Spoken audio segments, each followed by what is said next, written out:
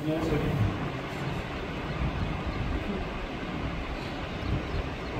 नमस्कार.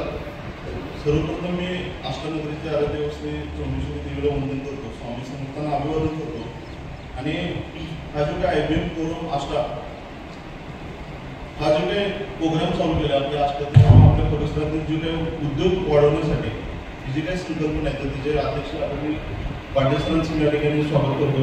त्याचबरोबर फडणवीस सर या ठिकाणी आपल्याला विशेष डिजिटल मार्केटिंग, कारण आपल्या सगळ्यांच्या हातामध्ये एक जादू आहे, पण ती जादू कशी वापरायची तीच बऱ्याच लोकांना माहीत नाही. ती जादू म्हणजे एक चिराग आहे तो जो वापर बरेच लोक करोडपती झाले, पण काही लोक फक्त त्यासाठी खेळायला ती जादू आज आपल्याला पुढं रोपण करण्यासाठी सांगण्यासाठी लावलेले आदरणीय फडणवीस साहेब यांचं मी अतिशय मनपूर्वक त्यांच्या या ठिकाणी स्वागत करतो, त्यांना रिस्पेक्ट देतो. आणि त्याचबरोबर हे काही उद्योजकांची वारी चालू करायचा प्रतीकदारांनी जो काही संकल्प केला आणि आपण सर्वजण त्या वारीचे एक वारकरी आहे, तर ह्या वारीच्या माध्यमातून खूप एक चांगले उद्योजक आपल्या भागातून तयार होऊ शकतात. त्यासाठी मी सर्वप्रथम प्रतीकदारांचं पण या ठिकाणी स्वागत करतो, त्यांना रिस्पेक्ट देतो.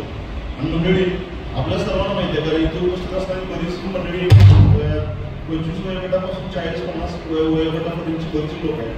पण आपल्या जेव्हा लहानपण होतं त्यावेळेला आपल्या सर्वांना माहिती आहे की उद्योजक आहेत. ॲक्च्युली काय असायचं की जे पिढी येणार आहे ना तो बिंदासपणे त्याला माहीत असायचं की बाबा माझा व्यवसाय तो शेती असणार आहे आणि फार तर त्याच्या पुढे जाऊन मी पशुधनाचा व्यवसाय करू शकतो किंवा एखादा फॅक्टरी करू शकतो.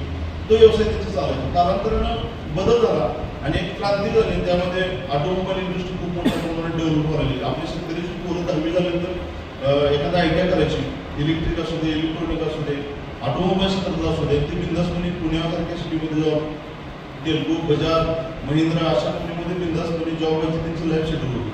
कालांतरानं परत परिस्थिती बदलत गेली, परत तंत्रज्ञानाचा जमाना आला. राजकारणातील बऱ्याचशा गोष्टी टेक्नॉलॉजी आपल्या भारतामध्ये अडॉप्ट केल्या आणि मग आपल्याला कळालं की 92-93 साली जे लोक ऑटोमोबाईल क्षेत्रामध्ये जे करिअर करण्यासाठी पुण्यामध्ये गेले ते फक्त काय करायला की सामान्य ट्रेड सिस्टममध्ये ते अडकायला. बरं लोकांच्या लक्षात आलं काय हे इंडस्ट्रीज आता काही खरं नाही.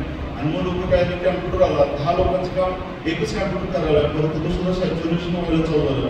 तो टेक्नॉलॉजी नंतरचा परत एक काळ आला, तो म्हणजे पूर्वी कुठं तर गल्लीत मळ्यात एखाद्याच्या घरामध्ये फोन असायचा, मुंबई पाहून आपण ते नंबर द्यायचा, ते वर्ड द्यायचा, अरे तुझ्या मामाचा फोन आलाय, मावशीचा फोन आलाय. परत टेक्नॉलॉजी इतकी अपडेट होत गेली, इतकी अपडेट होत गेली आणि कालांतराच्या परिस्थितीत बघितलं तर तो मोबाईल सारखी टेक्नॉलॉजी प्रत्येकाच्या हातात आली. लोक शेतात बसून, घरी बसून, बांधावर भरून, रस्त्यावर भरून, गल्लीत चौकात उभारून बिंदासपणे सगळ्यांचे उभं राहिले. परत ही टेक्नॉलॉजी इतकी ॲडव्हान्स लेवलला चालू झाली की आपण पूर्वी म्हणायचं की भिंतीला कान असतात आणि कालांतरानं असं लक्षात आलं की म्हणजे भिंतीला कान नसतं तर आता भिंतीला काय झालं की डोळं सुद्धा आलं. तर साता समुद्राच्या पलीकडे तर काही एखादा इव्हेंट चालू असेल तर तो आपण इथे डिजिटलच्या माध्यमातून बघू शकतोय. इतकी टेक्नॉलॉजी मंडळी अपडेट होत गेली आणि आता त्याच्या पुढे जाऊन जर काळ बघितलं तर आज AI सिस्टीम आल्या, आर्टिफिशियल इंटेलिजन्सचाही सिस्टीम आल्या आणि आज ही काय करायला की लोकांची नोकरी खायला चालू केली.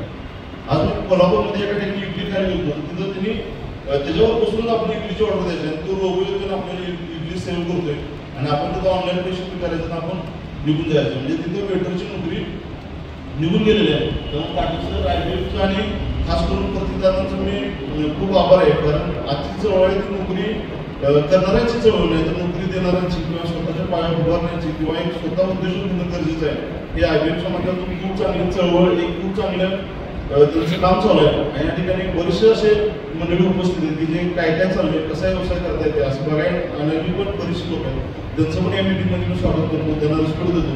आणि त्याचबरोबर असे काही उद्योजक आहेत की त्यांच्या आता उद्योजकांच्या पण असं लक्षात आलं की हा उद्योजक एकटा माणूस करू शकत नाही, एकामेकाच्या हातात घालून पण व्यवसाय करणं खूप गरजेचं आहे. इथं कोण हातात घालून आपल्याला पण एखादी चांगली ऑपॉर्च्युनिटी मिळते का हे बघण्यासाठी पण तिथे बरेचसे उद्योजक आहेत. तर त्या पण उद्योजकांचं या ठिकाणी मी स्वागत करतो, त्यांना रिस्पेक्ट देतो आणि इथून पुढल्या कार्यक्रमासाठी मी अशा खूप शुभेच्छा देतो आणि थांबतो.